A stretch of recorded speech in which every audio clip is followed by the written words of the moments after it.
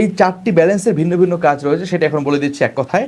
Main balance দিয়ে আপনি recharge এবং রেগুলার অফার করা করতে পারবেন। এই ব্যালেন্সে যখন টাকা অ্যাড করবেন তখন রিচার্জের যে কমিশনটা আপনি পাবেন হাজারে, সেটি আপনাকে শুরুতেই দিয়ে দেওয়া হবে।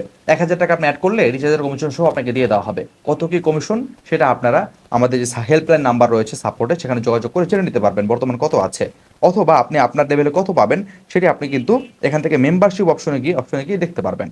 ওকে, অথবা আপনি এখানে সাপোর্টে ক্লিক করে কল সাপোর্ট অথবা টেলিগ্রামের মাধ্যমে আপনি জেনে নিতে পারবেন। ওকে, তো মেন ব্যালেন্সের মাধ্যমে আপনি রিচার্জ এবং রেগুলার অফার করা করতে পারছেন।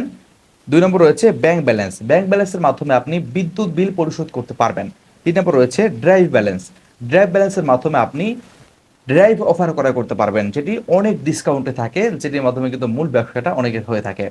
এরপর রয়েছে শপ ব্যালেন্স। শপ ব্যালেন্সের মাধ্যমে আপনি কিন্তু শপিং করতে পারবেন, প্রোডাক্ট কেনাকাটা করতে পারবেন। শপ ব্যালেন্সে আপনি যখন টাকা অ্যাড করবেন তখনও আপনাকে আগেই কিন্তু যে কমিশনটা থাকবে শপিংয়ের, সেটা আপনাকে আগেই দিয়ে দেওয়া হবে।